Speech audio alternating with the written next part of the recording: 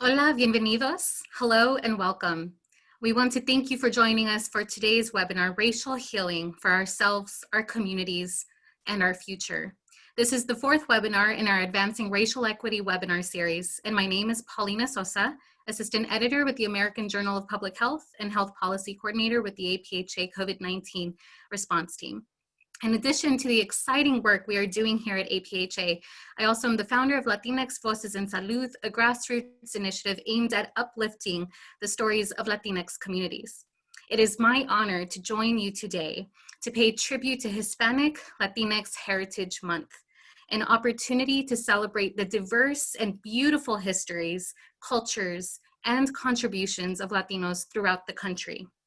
Additionally, in the midst of COVID-19, we have an opportunity to pay tribute to the heroes, essential workers, promotores, and caregivers in the Latinx community. So for Hispanic Heritage Month, Latinx Voces en Salud is featuring 4 pillars. Pillar 1 is focused on the heroic work and dedication of community health workers and promotores in working at the front lines with our families and communities. Pillar 2 recognized the important post-Hurricane Maria recovery efforts and the admirable resilience and cultura of Puerto Rico. Pillar 3, which we start today, celebrates the beautiful and diverse cultures, arts, and histories of Latinx communities. And last but not least is Pillar 4, which is focused on what is next beyond Hispanic Heritage Month, the importance of getting counted with the census and voting, and unifying our efforts to fight COVID-19. I know we have a lot to do. So Hispanic Heritage Month is just the start of something beautiful. The reality is that each of us has a story to share. We are here to talk about the power of racial healing, interconnectedness, and embracing our identity. And so it is my pleasure to share an opportunity with you to share your story on embracing your Latinidad for Hispanic Latinx Heritage Month. Tu voz importa. With that said, it is my sincerest pleasure to pass the mic over to one of the most inspiring storytellers I know, Ernesto Quintero, director-producer of a Sacred Journey film. Ernesto, can you share with us the power of embracing our story, identidad, and heritage in our journey to healing? Ernesto. Thank you very much, Paulina, for that beautiful introduction. I really appreciate that. We all have stories to tell.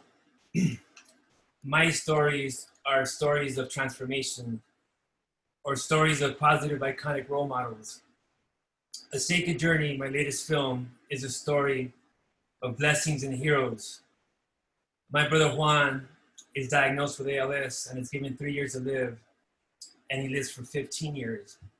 At the age of 68, my mother sells her 30-year business, flower shop, to go to nursing school to learn to take care of her son and become a full-time caregiver.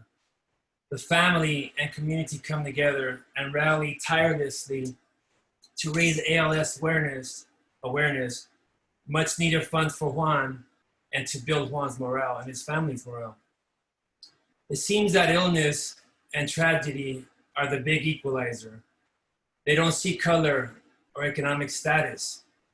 When you're drowning and you're in need of help, the human spirit similarly doesn't stop and ask, what race are you? Are you a Republican or a Democrat? Our nature is to just jump in and help the person, to save the individual. Compassion automatically kicks in. In A Sacred Journey, Juan is given a 3-year death sentence. Figuratively speaking, he was drowning. There was no time for political discussions or debates or separation. None of that stuff mattered. Healing mattered, support mattered, love mattered. When Juan was diagnosed, I was living a life of a full-blown drug addict. I wanted to be there for my brother, but I had to learn to be there for myself and to love myself. It started with this desire to want to make my brother feel better.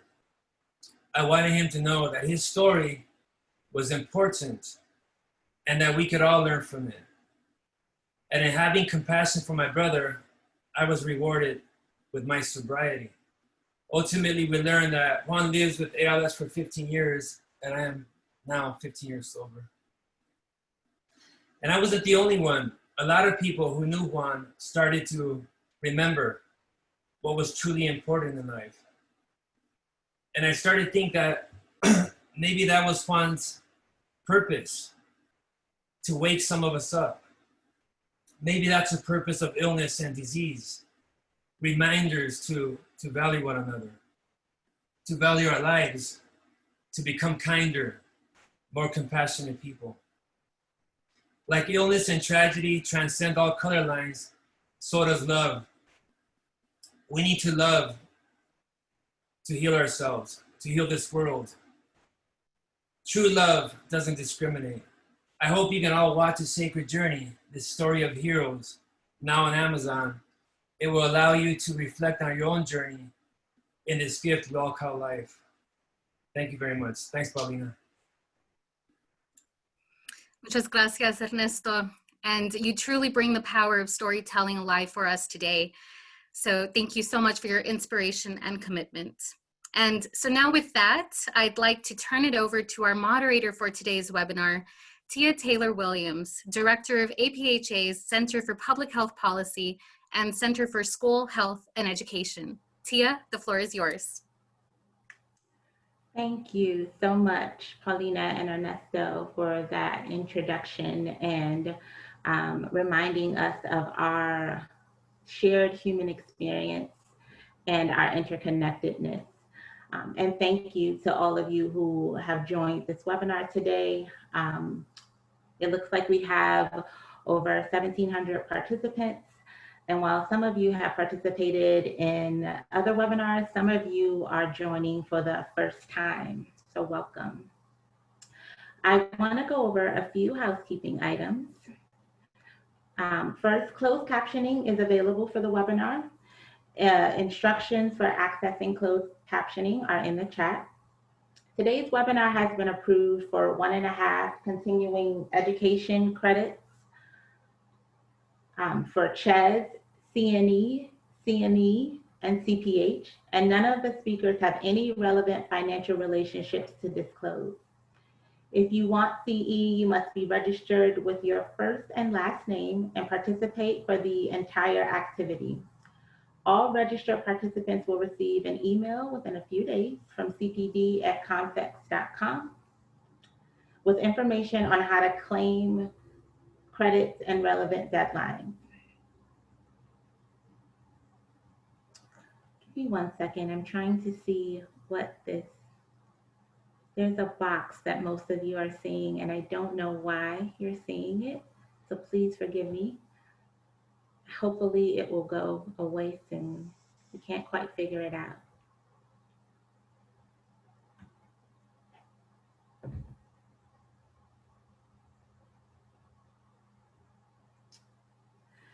At the end of the webinar, you will be directed to a survey. Please take a moment to fill out this short but important questionnaire to help us improve our future webinars. And at the end of this event, at the end of the presentations, we will have a Q&A with the presenters. You can ask a question at any time during the webinar using the Q&A function. We'll only be using the chat function for announcements.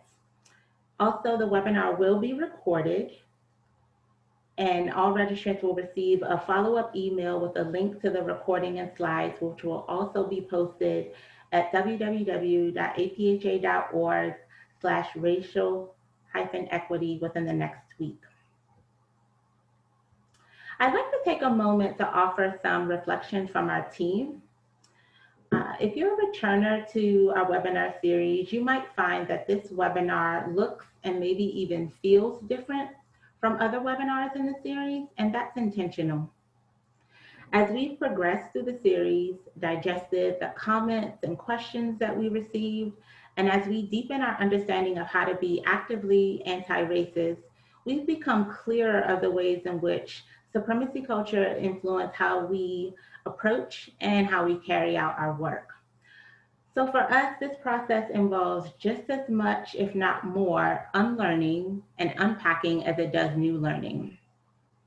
We've made a commitment to being steadfast in our intention to center voices of color and provide a platform for discussing racism and that does its best to avoid or minimize trauma or harm to people of color. We recognize, and during our work, we recognize that racism and supremacy beliefs permeate all of our systems, institutions, and organizations, and affects how we approach our work.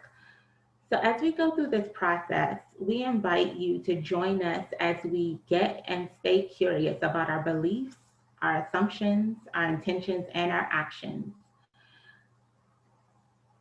We invite you to lean and breathe into discomfort with us, to inquire from a place of learning rather than to demonstrate knowledge, again, calling on our curiosity.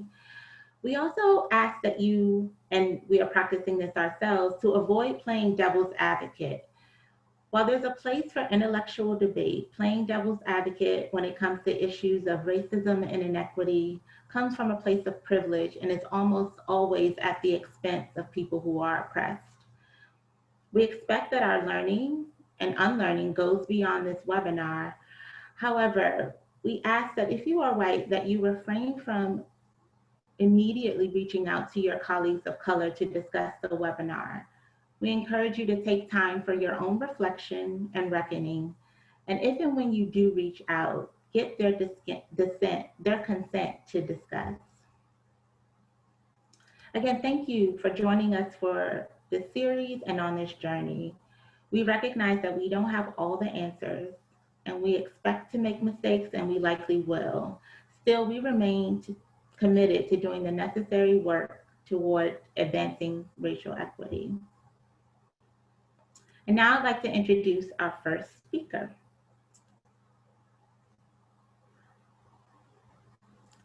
Dr. Gail Christopher is an award-winning social change agent with expertise in the social determinants of health and well-being and in related public policies.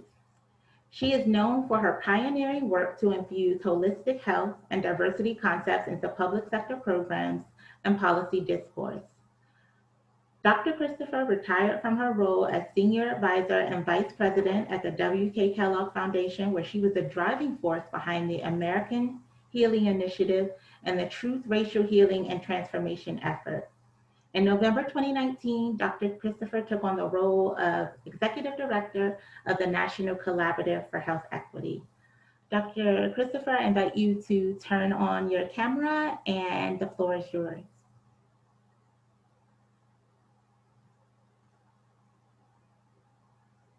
Thank you, Tia. What an honor to have been invited to be here with my colleagues and peers, and what a touching and engaging opening to hear an authentic story, a journey of healing, and to be invited to see the story produced on television. That is just a wonderful way to begin this important work. I want to say thank you to APHA and thank you to all those who've decided to be a part of this. Let me say from the beginning that my remarks reflect my 4 decades of working to end health inequities and to address the social determinants and make them truly determinants of health. Right now, they are all too often determinants of illness. And so what I have come to understand is that the driver of the determinants of health in America, the driver is too often our persistent belief in a false hierarchy, a false ideology of human value. In other words, some people use the term white supremacy. I don't use that regularly because I don't want to put any more energy in that fallacy. I recognize that it is a belief system. It's a bad idea that we still live with. It began way back in the 15th, 16th, 17th centuries. If you haven't read it, I encourage you to read Stamped from the Beginning by Ibram Kendi, where it's the definitive guide to the idea of racism in America, or racist ideas, not just in America, but in the world. But I think in order to overcome the effects and the systemic embodiment and institutionalization of that idea, we have to recognize the fallacy that drives it. We have to recognize that it really is a belief system. On an individual level, what we believe really does determine our decision-making process. It determines our relationships, particularly what we believe about ourselves and about others. And my work over the decades has shown me that what we believe about as a country, what we believe as a country about ourselves and about others continues to shape our policy decisions. So when we talk about structural racism, we're really talking about the codification of this belief system into laws and systems that we live with today. I put an emphasis on healing, on overcoming that belief and embracing our true equal humanity. That is really the work. The work of racial healing is recognizing that we are all part of an extended human family. We all trace our lineage back to Africa, to a woman that the scientists call mitochondrial Eve. So we're all an extended human family. And this absurd notion that somehow we can devalue some and value others based on physical characteristics, it's just ignorance. But that ignorance has found itself, as it has been the case for most of America's history, into the halls of Congress and into the White House itself, that ignorance in terms of still adhering consciously and unconsciously to this fallacy of a hierarchy of human value. So what I want to share with you today are some of the critical learnings that I've gleaned over the last 4 decades, share with you efforts that are going on around this country to jettison, I'll age myself, I'm a Star Trek fan, to jettison that fallacy of a hierarchy of human value, and to do so in a structured and organized way. Most importantly, to replace it with a genuine capacity to relate to and with one another as equal human beings. There is a movement in this country, and I'm very happy to see it, for reparations. We're reading a lot about that, and that should happen. But if we did absolute trillions of dollars in reparations tomorrow, if we still hold on to the belief system, we're going to need to do it again 100 years from now. So the two are parallel efforts. They need to happen together. We need to acknowledge and repair and reckon with the horrendous history, but we also need to transform the society. My daughter says very eloquently, she says, America needs the truth. We as people, all of us, need to heal, and our society needs to transform. And that's what truth, racial healing, and transformation is about as a framework. It's an adaptation of the truth and reconciliation model or approach that is so globally recognized. The one that is most famous is from South Africa, but there have been over 40 of those in the world. And they usually are associated with countries that are transitioning in terms of their governance and justice paradigm. We didn't do it in our major transition post-Reconstruction. So for us to do it now, hundreds of years later, it requires some adaptation and some changing. And we also had to look at the failures of truth, race, and reconciliation processes around the country, and really learn from those and adapt a model that we thought would take into account the scope and the breadth and the scale of the work that has to be done here in this country. Tia, could I get that slide that just shows the framework for truth, racial healing, and transformation? And I'll walk through the framework. And thank you very much. So this is the framework that a group of over 150 leaders and scholars worked on in a collaborative design experience. They worked from this framework in 2017, and they came up with clear vision statements and action plans and recommendations and strategies for truth, racial healing, and transformation for America. And the first part of the framework is a focus on changing the narrative, changing the story, making our story as a nation and as a people reflective of our expansive human family, of our engagement of multiple perspectives and multiple ways of knowing, of acknowledging the indigenous cultures and the values that they bring, acknowledging the legacy of the indigenous cultures of so many people that are part of our country. It's about going back and collecting the stories, the truth of the things that happen, not just nationally, but within every jurisdiction in this country, within every county, within every state. And right now, groups are working on this work. Our challenge is to make it official, to find ways to archive this important phase of America's history. We are a young country. We have never really archived these diverse narratives and stories of our history. Beginning to do that work, and that's what we mean by narrative change in a public health sense. Narrative change means including in our assessments and in our accountability systems the role that racism plays in driving the social determinants of health. So when we do an impact statement, an assessment, we're actually considering the role that racial hierarchy has played in getting us to where we are today. So narrative change is not just about story, it is also about how we are assessing and describing the challenges that we face in terms of public health. And we have to also be honest about the role of racial hierarchy in building and creating and sustaining our public health and medical systems. Racial hierarchy has played a critical role historically and still does. All we have to do is look at COVID-19 results to see that. So the second piece of the framework is what we call racial healing and relationship building. And this is the area that some people minimize. They think that we don't have time to do that soft work. We have to just march. And I don't mean to minimize marching, but we have to protest and we have to bring about reform and systems change immediately. We don't have the luxury of a dichotomous frame. We have to do both and. We have to have the marching, we have to have the protesting, but we also have to build the relationships so that we can expand our circles of engagement.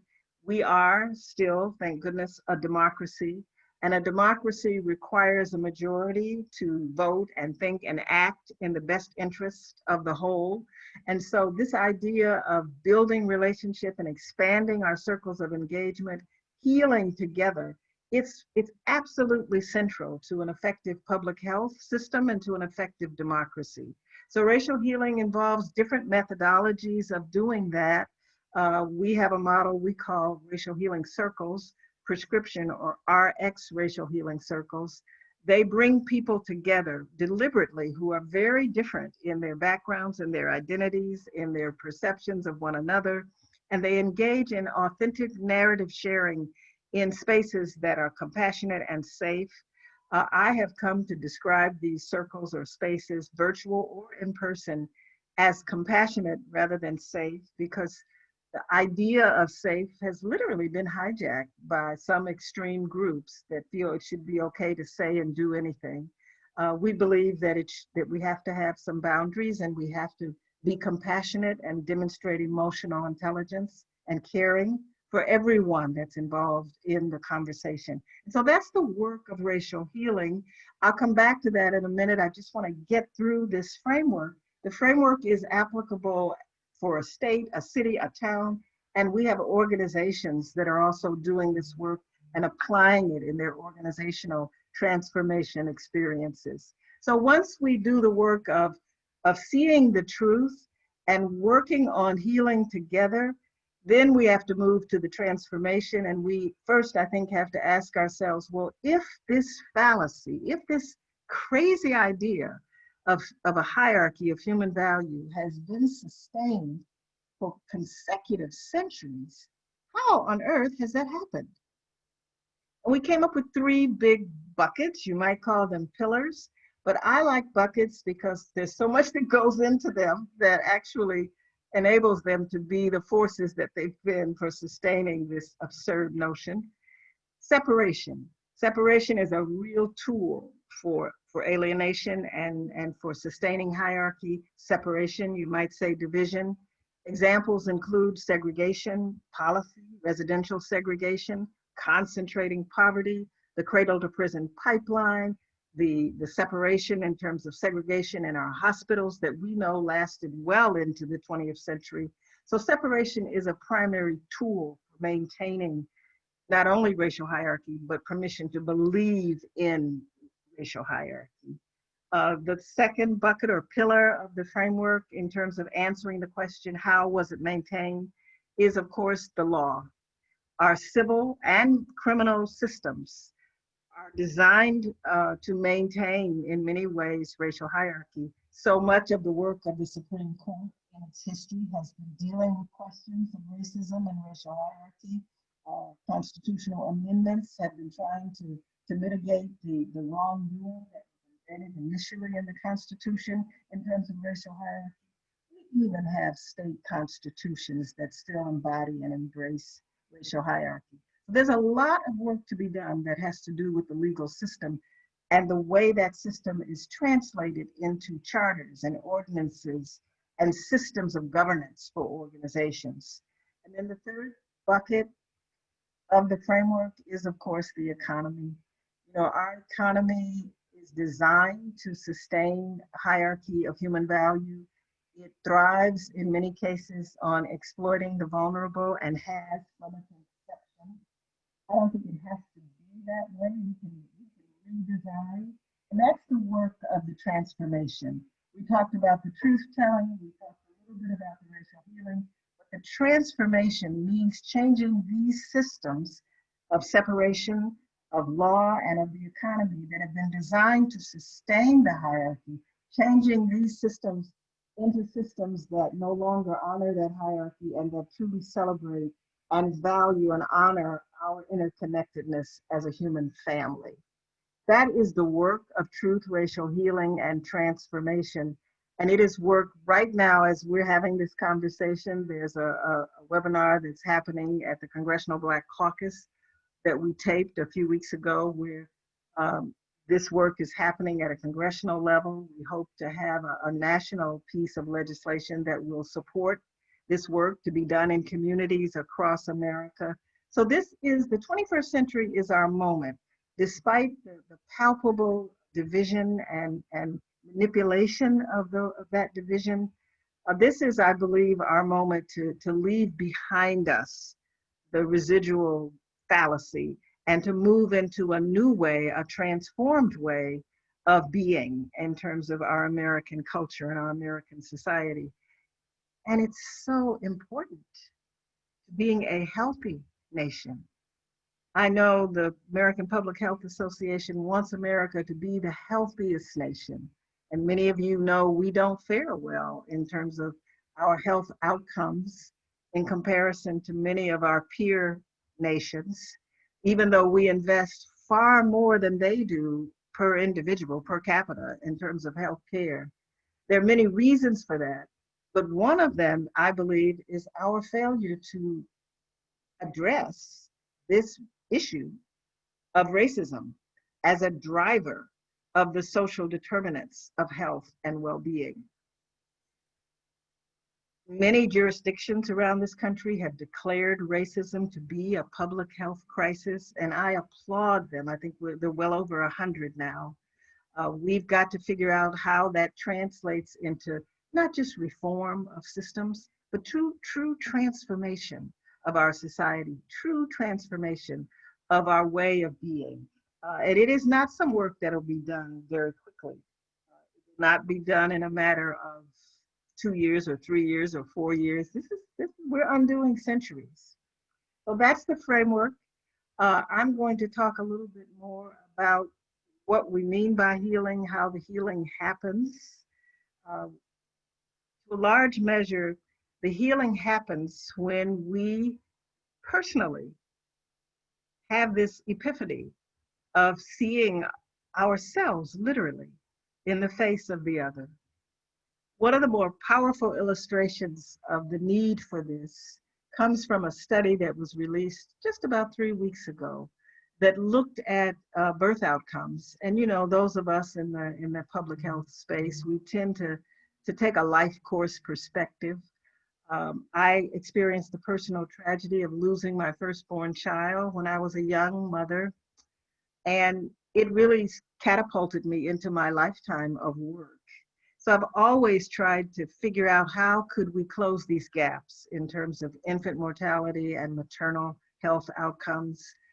And when I read this article a few weeks ago that talked about the powerful difference that patient provider concordance makes. In other words, when the doctor that delivers this baby is the same race as the baby, when a Black doctor delivered a Black baby, the infant mortality rate was reduced by 50%. Now, that is shocking, but not surprising.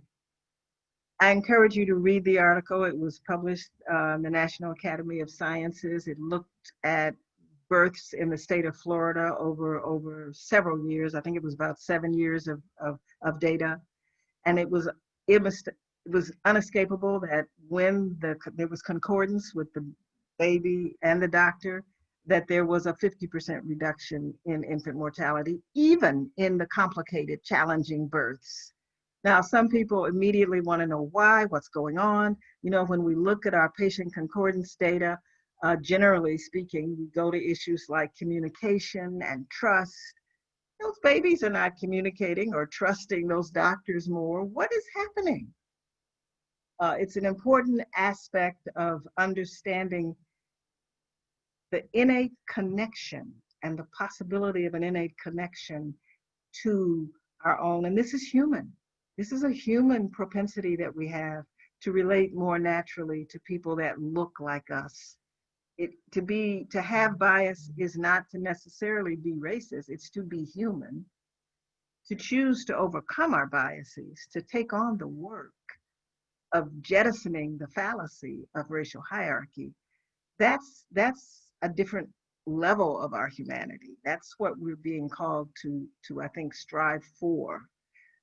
But I looked at the patient-doctor concordance dynamic in terms of that study, birth outcomes. But then a week before that, I had been looking at the police suspect concordance dynamic in terms of the gross disparities in the numbers of people who are killed by the police when there is not concordance. In other words, the numbers of Black men who are killed by police when the officer is white. So this dynamic plays itself out throughout the life course. This idea of racial hierarchy, it is palpable, and it enters into our ways of relating with one another.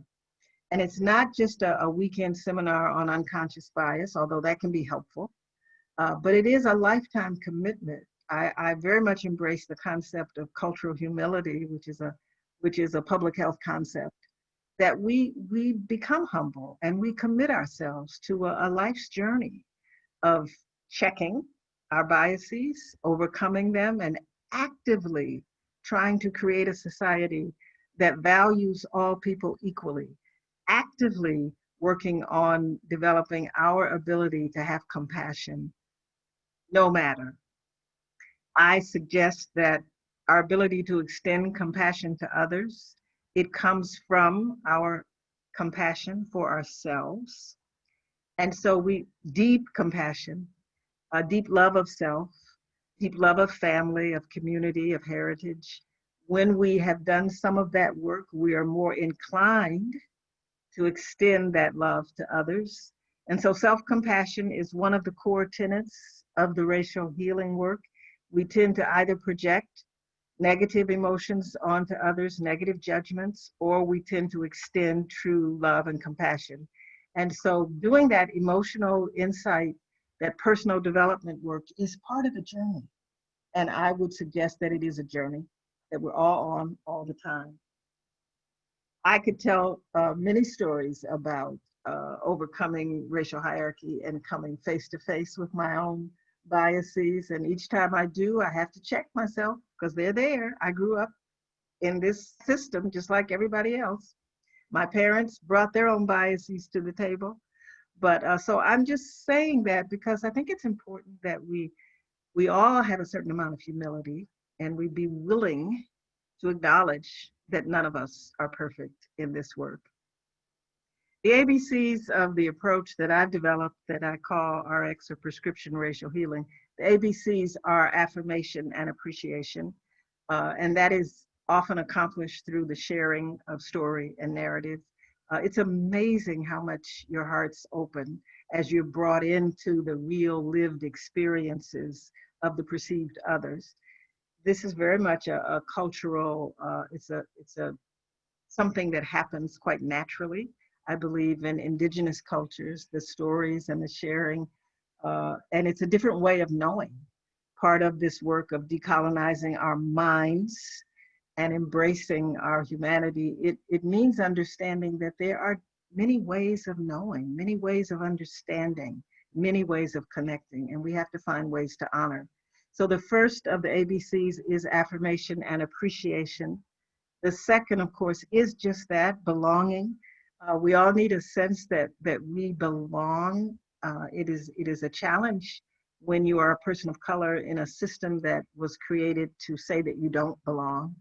And so being intentional about creating spaces in our organizations, in our institutions, in our communities that acknowledge the value and the belonging of all people. This particular administration has gone out of its way to suggest that certain people just don't belong.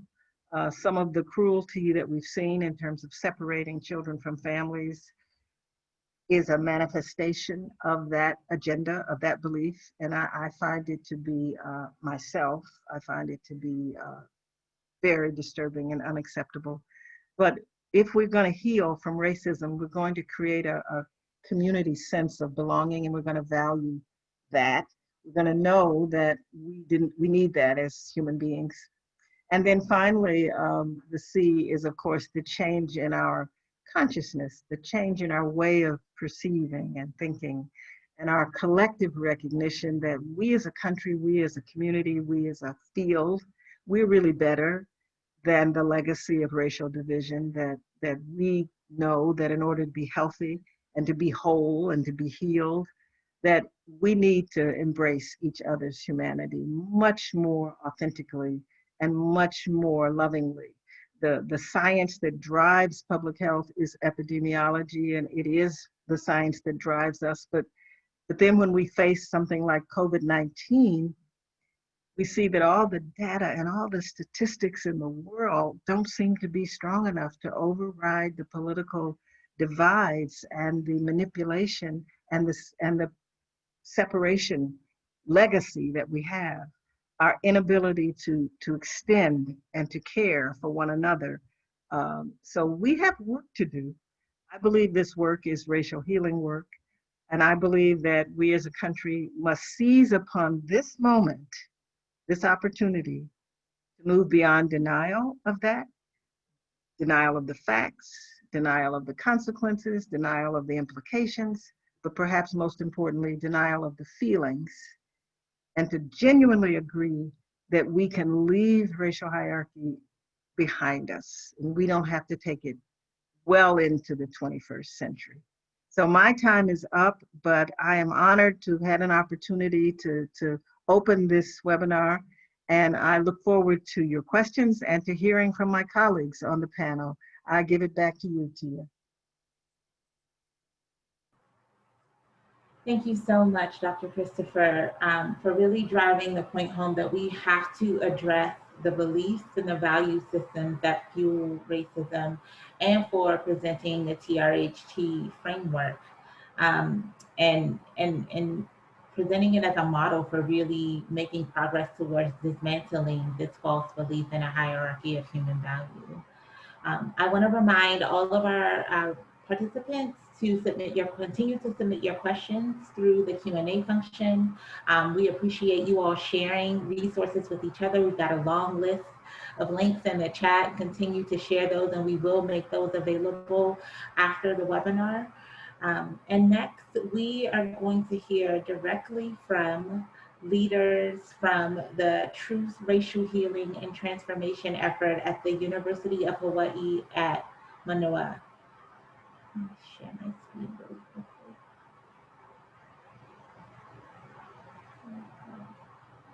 I'm going to take a second to introduce them.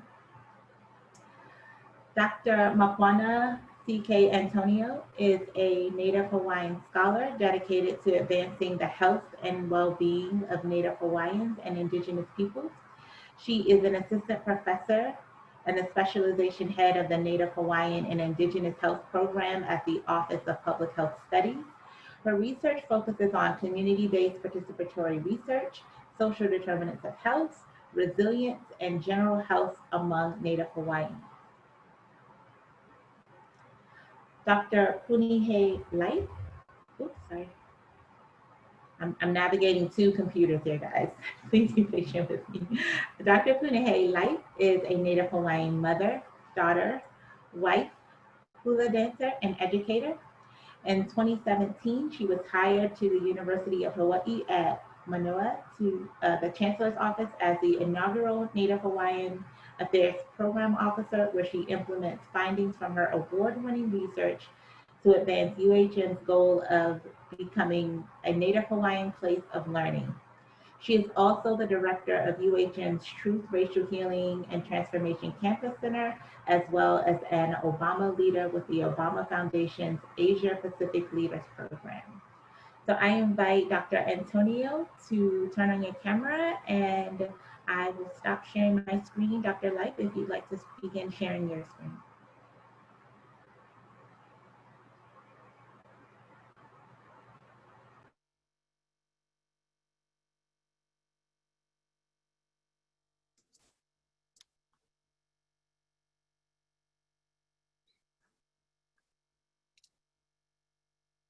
Aloha mai kako.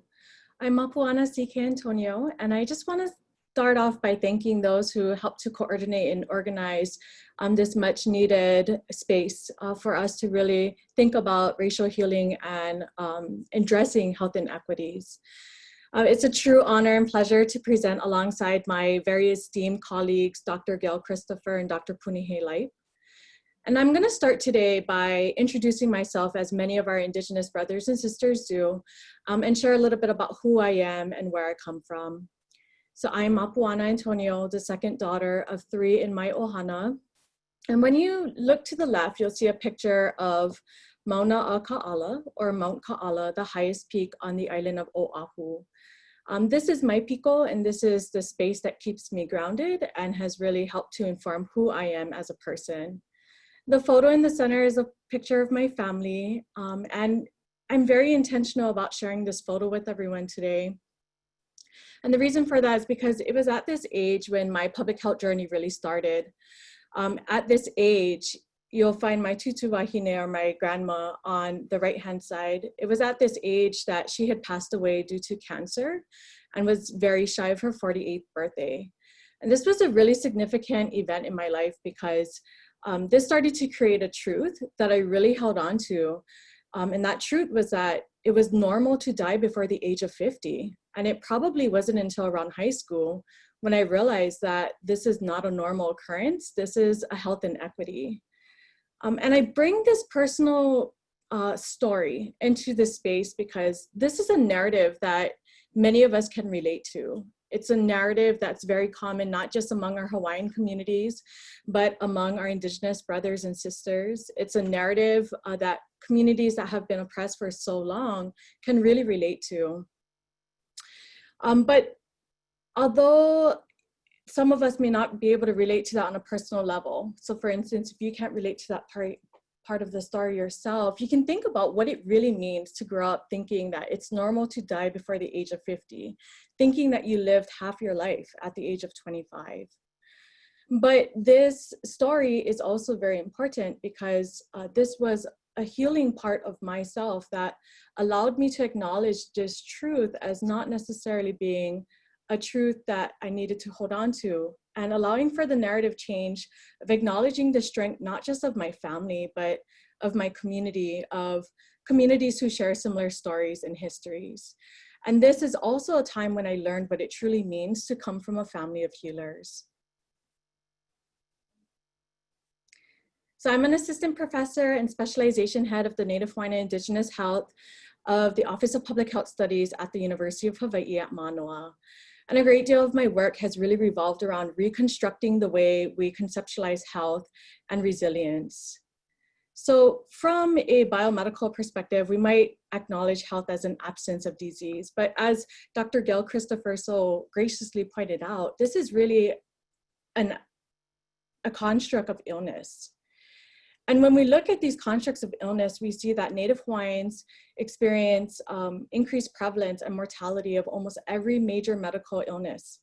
We also see that we experience lower life expectancies. And when we turn to these determinants of illness, we can see how these health inequities stem from these determinants of illness, including colonization and the continual historical trauma. But when we shift our lens and we look at health from a Native Hawaiian worldview, we acknowledge that worldview that health is so much more encompassing of that. Health also extends to include being pono, which is loosely translated as the sense of righteousness, and thus living righteously, being very intentional and conscious of the decisions of what we're doing and what we're doing for our future generations to come, all while maintaining lokahi, or this sense of balance, physically, mentally, spiritually, and emotionally. And when we look to this concept of health and wellness, we understand that this extends to include our interconnected relationships that we hold not just for ourselves and with each other, but also with our land, our aina, our land that feeds and nourishes us, that extends all the way up from the mountains and beyond that, all the way out to the sea. And when we think about that, then how aina nourishes and feeds our body. Health also extends to include akua, or the spiritual realm, and this acknowledgement of creators and how that has shaped who we are as people over time. So, as previously mentioned, when we look to the determinants of illness, we acknowledge that many of these health inequities stem from colonization and historical trauma. And despite the marginalization and oppression, cultural and ancestral knowledge continues to persevere. And this really lends to this concept of health and resilience being holistic and multidimensional. So when we look to the literature, we acknowledge that resilience has been accepted as an individual's ability to bounce back from a hardship. But when we think about health as a fundamental human right, humans shouldn't have to be resilient to oppressive structures that continue to marginalize and disconnect them from a way of knowing. But unfortunately, this is the reality that, and a norm that has become a truth for many people who have been oppressed for generations, with this expectation of just being able to bounce back. So when we think of this ideal world, we can think of the power structures and those within the power structures and the ability for them in an ideal world to acknowledge their role in the perpetuated racism and oppression that continues to persist even today. And unfortunately, that is often not the case. And in order for this to happen, resiliency requires a reclaiming of these spaces to really allow for this healing and transformation. And by restoring some of these knowledge and value systems, we begin to reconnect, not just with ourselves and who we are, where we come from, but also with one another and the spaces that we're in. And this eventually allows for that hope and healing over time. And this also allows us to restore this knowledge and values of our ancestors, of our peoples, of our communities. And it aligns with the 7th-generation thinking of what we do now is really going to impact our children and our children's children and all of the future generations to come. So this is also part of the narrative change that is so vital in healing and transformation. So before I proceed, I want to take a quick moment for all of us to think about the roles that we play in various systems, whether it be academic, research, and we can think about how these systems may intentionally or unintentionally continue to perpetuate racism and oppression. Being really in tune with these roles that we take on are so vitally important because we can also start to think about our role and therefore our kuleana, our deepest responsibilities to be part of the system changes. So I'm deeply privileged to serve as the specialization head of the Native Hawaiian Indigenous Health program, which I will refer to as NHIH. This is truly the first of its kind, and I provide this program as an example of the way in which we can play a role in our institution to dismantle systemic barriers and racism. So our NHIH program has a vision to eliminate health disparities and inequities that stem from colonization and historical trauma. Now, one thing I really want to point out is that we work with, for, and by Indigenous communities. And the reason I really want to emphasize this point is because of that sense of honoring their truths and bringing them to the table as part of the narrative change. This approach to help train students with skills that are necessary to develop a kuleana, again, that deepest responsibility that is a privilege, but yet requires the highest level in action and accountability to address health needs of Indigenous communities. This acknowledges the work that is really needed to develop a platform to really address these health inequities and bringing everyone to the table. In doing so, the NHIH program incorporates Hawaiian and Indigenous frameworks of health, epistemologies, and pedagogies. And this approach involves and acknowledges communities as thought partners in this healing process. And we start off by introducing the NHIH program today as an example of a program at the University of Hawaii at Manoa, but really extends then to campus-wide initiatives that are taking place, including the TRHT program. And it's at this time I'm going to be turning it over to Dr. Puni Halite.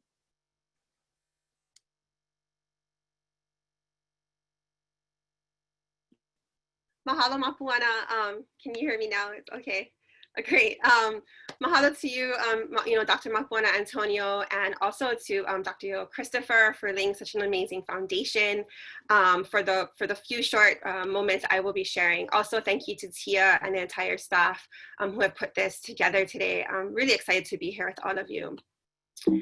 Let's see, I'm going to continue to share my screen here. My name is Kavi Puni Koikoveku Puni Light. There will be no test on that at the end of this. I hope to lead our TRHT Campus Center approach at the University of Hawaii at Manoa.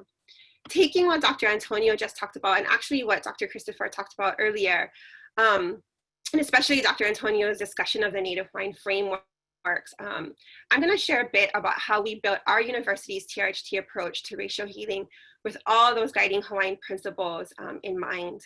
I'm going to use a bit of my personal story to expand on those principles for a couple of reasons. And I'm so happy, I want to say, that there's been such an emphasis on story already.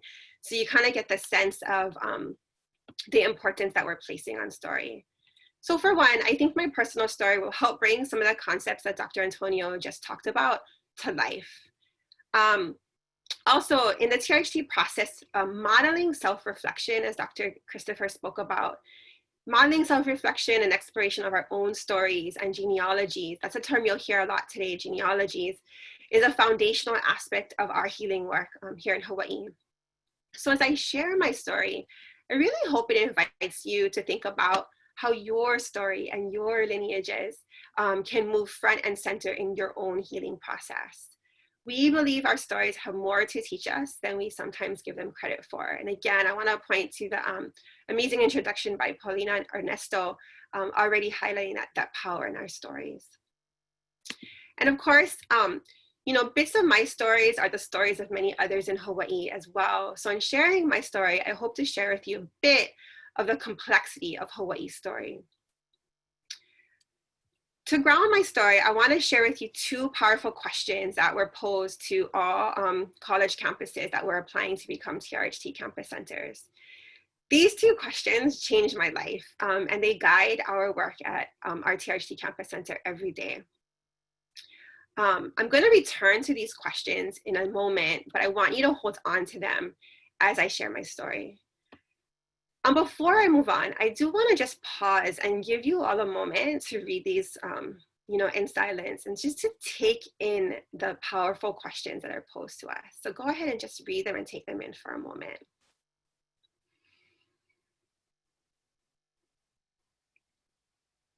So I feel like I just need to take a breath when I read them because they're so powerful. And, amidst all that is happening in the world right now, these questions invite us and really allow us to imagine, perhaps reimagine, our futures without racism. So we really invite you to hold on to these questions, imagine that future, and then work with others to cultivate that future each and every day. That's the charge we were given as TRHT campus centers. So to begin with my story, this is some of my family. At the top corners, you'll see my grandmothers. My parents are in the middle, and then one of my brothers and I are pictured at the bottom. To be clear, I'm a daughter and granddaughter and so on of a lineage of people who have been marrying across racial lines for at least 5 generations, which in Hawaii is a long time. And of course, in each generation, as you know, different genes show up more predominantly than others. So you see some of us as dark-skinned, some of us as light-skinned, some of us as in between. And growing up as a mixed-race child in a mixed-race family, I came to know each of these people's stories, and of course my own, of both the interpersonal and systemic violence rooted in racism. Yes, even here in Hawaii. So while the slide I just showed you is part of my genealogical story, this set of photos is as well. On the left-hand side, you'll see a picture of my mom and me as a baby. And the other 2 photos are photos of a hula group that my mom taught. Now I'm gonna ask you to take all the ideas of hula that you know from Hollywood and kind of put them on the side over here. And we're gonna focus on a different type of hula experience for a moment. So this group of people that you see pictured here dancing came from all over Asia and the Pacific to study at the University of Hawaii as part of what is called the East-West Center Fellowship. Some are of European descent, Pacific Islander descent, Asian descent, and of course their skin color, their physical characteristics, all represent that. As one of the only Native Hawaiians in the group, in the cohort, my mom established this hula group to help give her cohort mates a cultural foundation while they were studying in Hawaii. And over time, these people became my beloved aunties and uncles. So I grew up with this baseline that at least in one part of my life, it was possible that folks of different colors of skin, different ethnic and national origins, even different languages and worldviews, could come to a place and love one another and the place that they were in. That they came with an attitude and an intention of learning from the indigenous peoples in a way that did not displace any race or native culture. They chose to not participate in racist ideologies about Hawaiians in Hawaii, and they chose not to participate in settler colonialism, as my colleague Dr. Antonio described earlier. So I grew up actually witnessing that, which I know is a small miracle. And I think that was always in the back of my mind, a sense of hope and possibility, even amidst the racism that exists here, because I had seen a beautiful example of aloha. So I invite each of you to think back to moments, maybe even small moments that might give you a glimmer of hope and possibility that helps you see beyond your everyday imagination to create transformed futures. This in this photo here, this is one of those moments for me. I've also had the privilege of learning about our ancestral ways, the ways in which Native Hawaiians less than 200 years ago organize our entire society around the connection to and love of Aina, that concept that Dr. Antonio described, our land, sea, and skies. This love and connection and devotion to our natural environment allowed us to be a completely sustainable, yet geographically isolated island community for generations. And in more recent times, what I've also been learning and witnessing along with my TRHT team is that in Hawaii, in 2020, today, the oceans are rising, the temperatures are changing. Over 90% of our food is imported today, whereas at one time, we lived completely sustainably in our island home. We are no longer sustainable, largely due to racism and settler colonialism. Those projects, those systems that have erased the essential knowledge systems that Dr. Antonio described, that taught us how to take care of one another and Mother Earth. To be clear, there is an urgent need for an all hands on deck approach, an approach in which everyone needs to come together and work together if we want to survive and thrive in our island home. And I would be so bold to say, if we want to survive and thrive on island Earth. So with these two powerful questions in mind, what we did was we looked back to our personal stories and to the stories and lineages of Hawaii, both the hopeful pieces as well as the challenges we have faced over time. And we asked ourselves, how do we heal our relationships with each other so that we can work together to survive and thrive in the earth we have created? And that led us to this vision statement based on all that we knew. And of course, we see here that we envisioned a Hawaii in which each individual, family, and community, irrespective of race, can recognize and live into our collective and interdependent kuleana, that idea of those deep responsibilities to care for one another, but also to care for the environments, the aina of Hawaii. And that, we believe, that vision gives us a pathway to healing and transformation. But if we want radically different futures, we had to ask ourselves, what radically different tools might we need? If we want people to reconnect with themselves, each other, and aina, then we might need worldviews, languages, value systems that actually help us to do that. So we pause here to invite you to think about what worldviews, what languages, what value systems might be helpful for you and your communities to reconnect with yourselves, with each other, and your places in powerful, loving, and sustainable ways. For us in Hawaii, we turn to Native Hawaiian concepts, those same ones that Dr. Antonio described earlier, of being in relationship. And we created a process, a curriculum, if you will, that we have been testing for the last 3 years. A curriculum that we've been testing with various ethnic and racial backgrounds, exploring the ways that they can connect with themselves again, to that point Dr. Christopher was making earlier, with each other and with our natural environments, and in which they come to realize their interdependent relationships, their roles and their responsibilities in caring for one another and our island home. You see, where race and racism have sought to disconnect us, this process for reconnection has been our approach to healing and transformation. And now I'm going to turn it back over to Dr. Antonio to close us off because she was a participant in one of our past cohorts.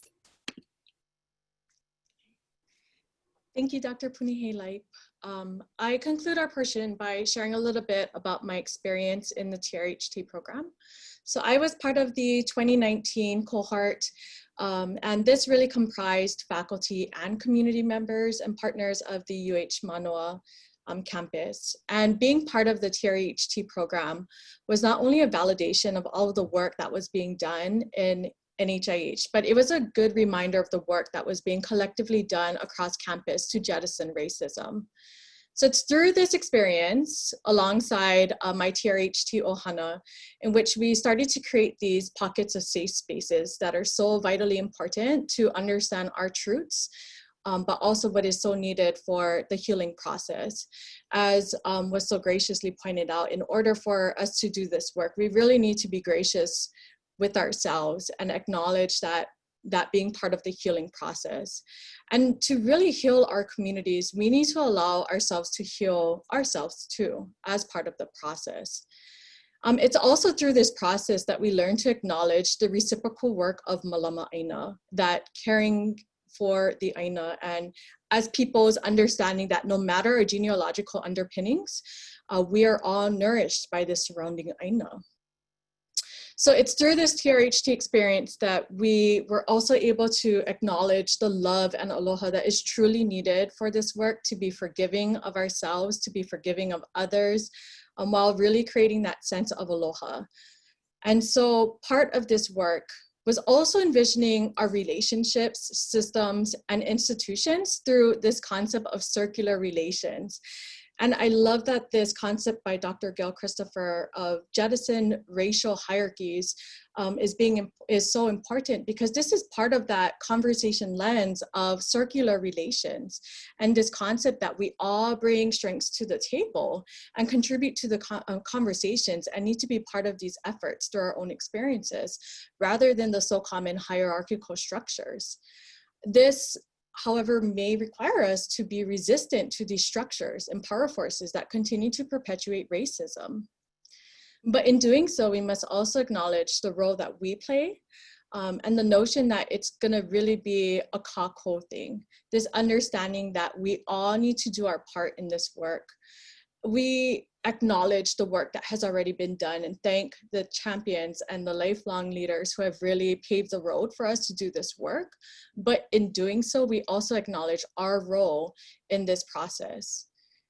And so we can't always look toward our champions to bear this weight by themselves, because this will eventually burn out our champions. Instead, part of this work is acknowledging the role that I play, the role that you play, the role that we all play in this process. And that's the essence of this really being a kako thing. Mahalo Mapuana. I'm gonna stop sharing my screen now and turn it back over to Tia.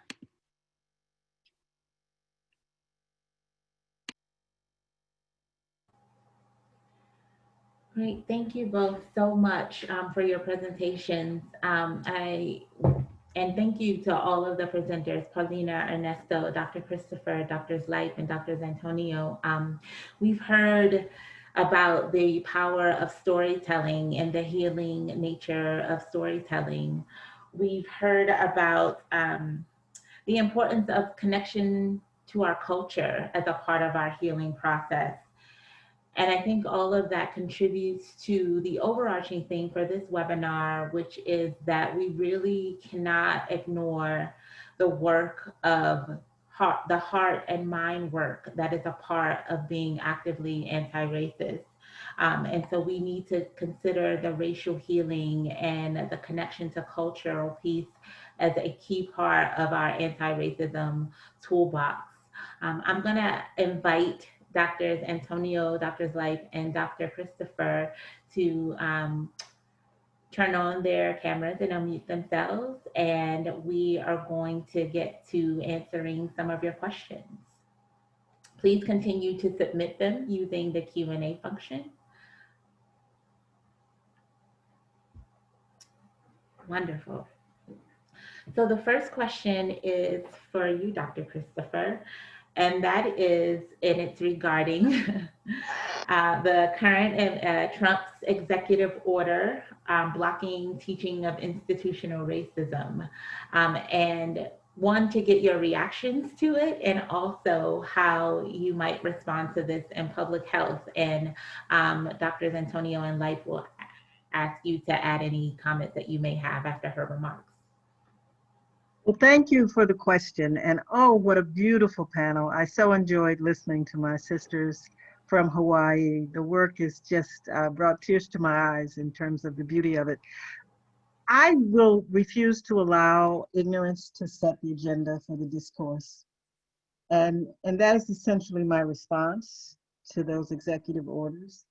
They will be undone. That is one of the values of executive orders. They are just that. They are written and they will be unwritten. It reflects the bifurcation and the strident and the absence of compassion and kindness and understanding that is embodied in this level of consciousness that unfortunately occupies the executive branch of government. But I will not allow that to frame our discourse. This work has been going on for 50 years plus. It will not stop happening because someone has a tantrum.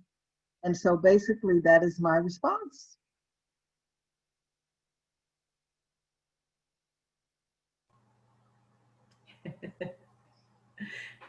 And in your mind, public health professionals don't just need to keep up with the good fight. That's what sounds like what you're saying. Continue doing what you're doing. You know, I mean, this is a knee-jerk fist fight in response to the New York Times 1619, you know, but it's an old dialogue. But what we can't do is put too much power in it. Now, if we end up having to, because it's still around 6 months from now, that may be a different strategy. But for the moment, we can't take our eyes off the prize. And the prize is to keep working, keep teaching, keep learning, and move forward. I should say though, and as popular as the anti-racism frame is, anti implies division. It implies, it it almost elicits a backlash, you know. You know that my focus in this work is to focus on not so much what we're against, but what we're for. What are we creating? And I think we can create the new transformed understanding of our humanity, whether that executive order is in play or not. Amen. I think this is a question that all of the panelists can answer or address.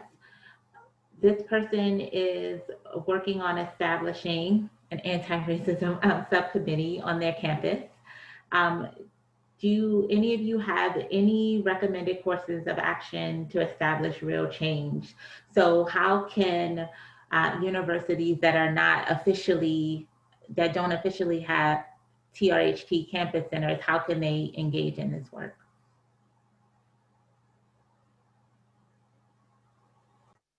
I mean, Dr. Gail Christopher is the lead, so we refer to her and we will build off of her.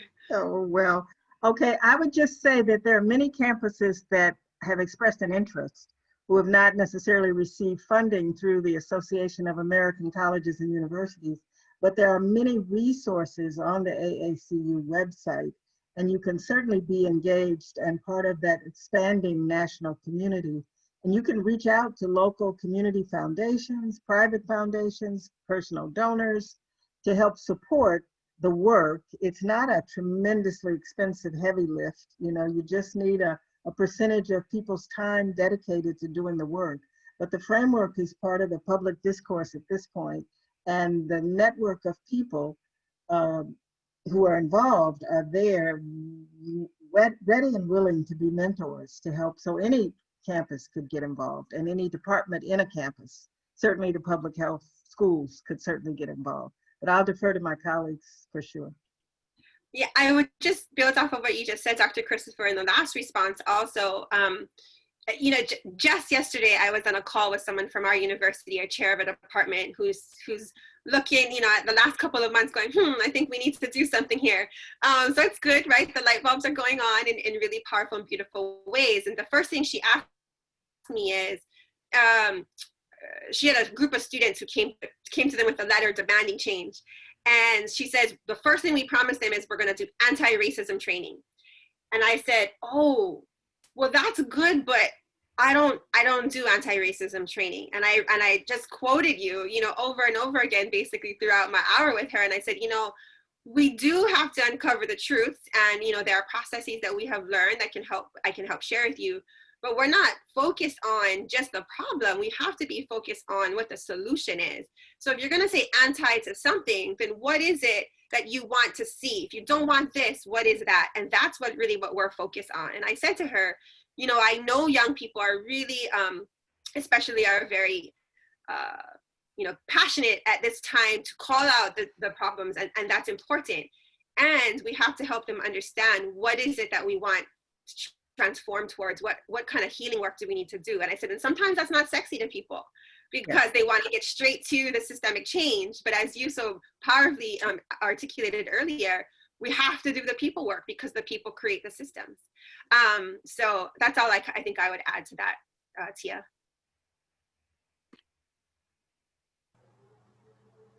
Yes, as Dr. Christopher, I believe that you like to say is we have to address racism itself, and that's the false belief and not just the effects or the impacts of racism. And that's largely where our efforts are. So I am going to, in the spirit of learning and unlearning, I am going to remove or lessen my use of anti-racism from my vernacular. As I mentioned before, we're all learning here. For Doctors Light and Antonio, we got a question about if you could share more about, and hopefully I'm pronouncing this correctly, Kuleana and genealogy, and how that's integrated into your TRHT work. I can start, and then maybe Mapuana can jump in. We're tag teaming here. So yes, thank you for that question. So genealogy really is we all know we can think about our family tree, right? And that's one lens of thinking about our genealogies. But in Hawaii, we really use that lens to overlay onto anything, right? So this isn't, I think, foreign to all. Maybe it's new to some, but the genealogy of our mentorship, the genealogy of the places we've been in, the genealogy of the ideas that we know. And so, but the whole point of genealogy is that we are looking to find our connections. So we often, over the past several years have been thinking about what is race and racism doing? It's finding our differences. It's finding ways to disconnect us. And so genealogy, we like to think of as like this net that we put over us to really help to find our interconnected points.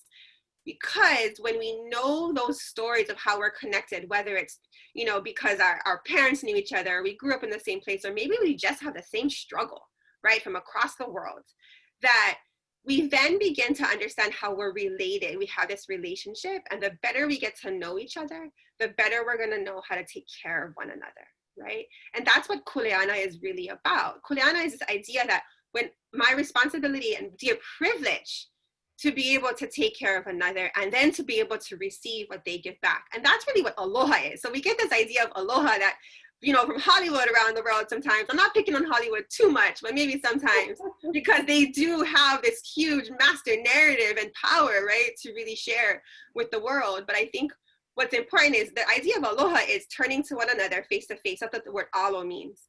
And that we get to know each other so well face to face that our life breath, our ha, is exchanged in a way that either maintains or even increases our well-being. And that's what those two interrelated concepts are really about. That when we know our place within our connection, we know how to take care of one another. But Mapona, maybe you want to add to that from your perspective. Yes, and mahalo for getting that started and really building the foundation. Kuleana, I like to also emphasize that this is really a responsibility that someone is really acknowledging as not just a privilege, as a birthright, but it's something that they are reciprocating, that they're going to be accountable for. And so Kuleana can really only be born out of action, which is something we so emphasize in TRHT as well as in NHIH, this idea that Kuleana is this deep responsibility that is really born out of action. And so it's great to think about it and to really, ponder upon it, but it's really this like born out of action and taking that accountability. And when thinking about mo'oku auhau and the genealogical aspects of who we are as people, it's really extending really so deep to understand who we are, where it gets so deep where we even think about Aina and this land surrounding us and how we are a part of Aina as well, and how that's also part of our mo'oku auhau, and Aina nourishes us, and therefore we need to nourish Aina. And that's that really reciprocal notion of aloha Aina, that deep love and connection. And so when I think of that genealogical aspects, I think of that, and even all of these experiences, all of these people who have really shaped who I am and who we are, but also thinking about our future generations as well, our successions, our legacies. And so very interconnected, but to really go into deep detail about Kuleana and mo'oku auhau genealogy. And Tia, if I could just add one thing to what Mapuana said, last year we were in Pennsylvania together for TRHT at an institute, and we were sharing some of these concepts to a national audience, similar to this, not as many people, of course, in real space and time. And, I want to recognize that one of our learnings, you're talking about your own learning, Tia, is, and reminder is, many people, including my own family in some of our areas, don't know their ancestors, right? We're never gonna know. And that's part of the racism and settler colonialistic project, right?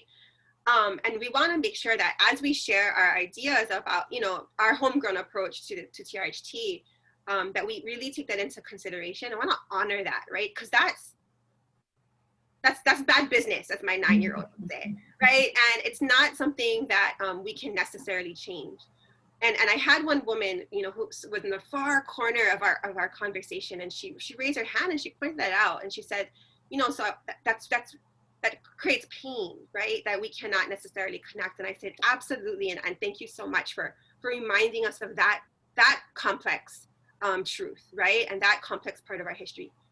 And what I want to lean into is that, as Mapuana just said, no matter where we are in the world today, we are connected to those places because they are nourishing us every day in some way. And so we might not have deep ancestral roots to that place, but we are in relationship with that place. And so how do we understand how to work together with one another to kind of take care back, right? To reciprocate back. So I just want to add that as something that I have been learning and trying to understand how to connect with and help facilitate in our own healing processes, even in Hawaii. Thank you. So this question, I think all of you can address. It sparked from a comment that Dr. Christopher made, distinguishing safety and compassion. And if you could talk about what it means to create a safe space in doing this work, and particularly when you're bringing together multicultural, multiracial groups together, and what that looks like and how you approach it. I'll start because it was from my comment, and I will then defer to my colleagues. A few years ago, when we were beginning this work on campuses, the right, the alt-right, had really sort of taken over the concept of safe space and said that a campus should be a safe space for any opinion to be expressed, even if it was a white supremacist opinion. And so it occurred to me then that we needed to clarify that that's not the kind of safe space that we meant. We meant a space that was deliberately designed to embody certain values of caring and extension of caring and compassion to everybody in the space in a kind way, in an understanding way. And we have a set of touchstones that guides the work in terms of, most importantly, we're not here to judge and to fix or to express our disagreement. A lot of the things you put up in your guidance for this session, Tia, we're here to listen, to hear, to share, to be with one another. And so that was the distinction I was attempting to make, but I certainly defer to my colleagues who are doing the work on the ground in their community. Yeah, I can just start, and Mapuana you might want to share about your experience in racial healing circles. So actually doing racial healing circles in Hawaii is always a little tricky, because as soon as people hear that, they're like, because race is really a no-no conversation in Hawaii, because we're so intermarried, and we look like this, it's complicated, it's complex, and sometimes even more than it is in other places because of these really kind of like intermarried kind of lines. But there are still power structures and there's still racism. So people have come to our racial healing circles from very different kinds of backgrounds, a little apprehensive, to be quite honest, but willing. And I think that's an important start, an important point to make, is you can never force someone. In our experience, we will never force someone or mandate them to come to a circle. And that's been part of the training that we've had from Dr. Christopher, as well as Mimua, one of the master facilitators who teaches us.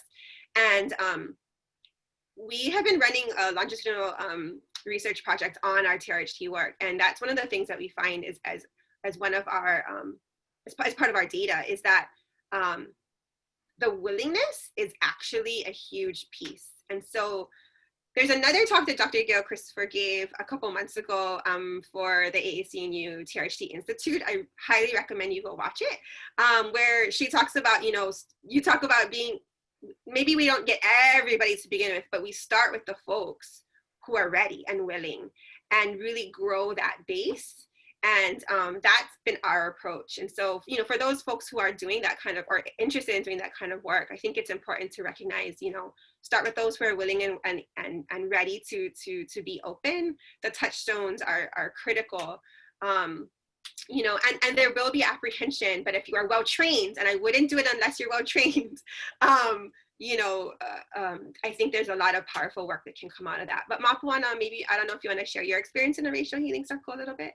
Yes, and I thank both of my esteemed colleagues again, because this really sets the platform in understanding, the racial healing circles.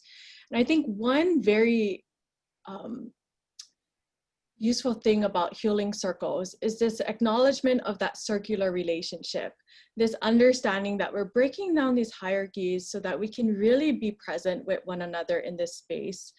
And part of that creating a safe space is not necessarily being a doormat where you don't have to necessarily always just agree with something that's being said. Instead, it's coming and really being present in that moment, to allow you to speak that truth, but also understanding that if something is said, and I really like this touchstone of like when things get difficult, you turn to wonder and you really try to understand like what it is that person is saying, where they're coming from. And that's really that genealogical underpinnings as well, who they are, where they come from, and what it is that's really informing them to say this in this moment, in this space. And so part of that racial healing circles is that acknowledgement of that circular relationship. And that's part of the process of jettison that hierarchical structures that are in place, because sitting at that circle is that acknowledgement that we're all sitting side by side, and even in this space to bring our experiences to the table.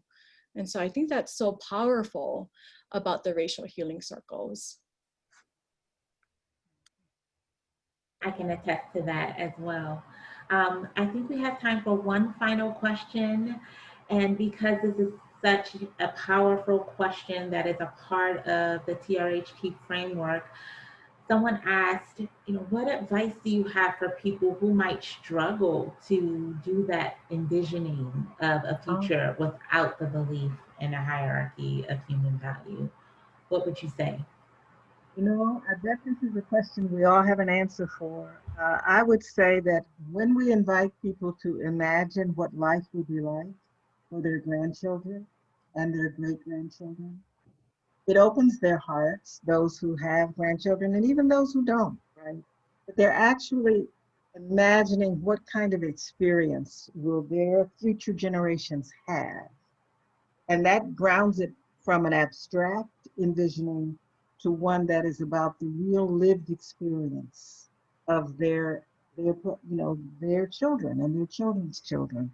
So that helps, I think, to get past the block to imagining. But I certainly defer to my colleagues. What works for you all? Yeah, thank you so much. I just wrote that down because that's going to be so helpful as we continue to work with our communities and our other campuses.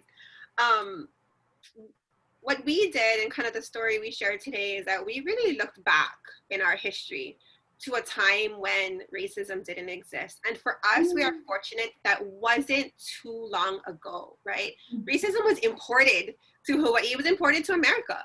So I think that's why we really want to emphasize and invite folks, whoever is watching, to really think about how you might partner and learn from the indigenous peoples of your place. Because their stories, their worldviews, their societal systems were based on another set of values. Not the same, but many similar pillars to the ones that Mapuana and I shared today. And so looking back to look forward can be a very helpful tool. And I recognize that we don't all have the same access to that. However, we do encourage you to look back, to look forward, nonetheless, because we believe there's actually more there than sometimes we give our places and our groups credit for. So I would just add those 2 cents.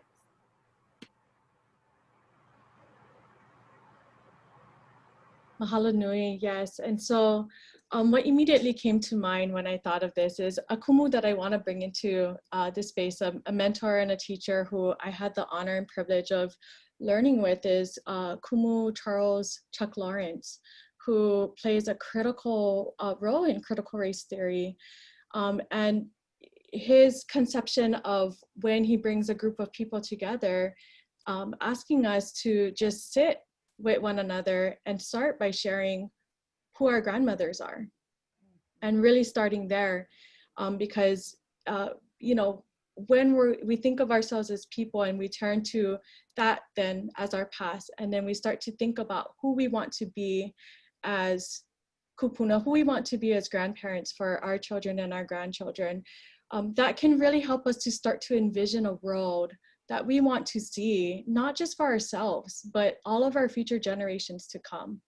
And so really starting again with ourselves to really see what we see for our communities is part of the starting point. And I think that really highlights the two previous points that were made, especially that emphasis of really looking back to our past to see our future. And so I end with that. Thank you all so much. We have reached the end of our time.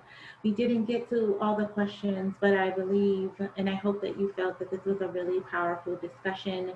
As I mentioned at the top of the webinar, it's different from some of the other webinars, and hopefully that you all will take the time to reflect and have your own reckoning about your learnings today.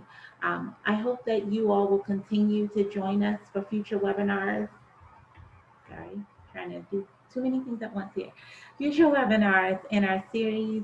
We have one coming up on housing on Wednesday, October 14th, and one on environmental racism on Tuesday, November 17th. As participants of this webinar, you'll be notified of all of our future webinars.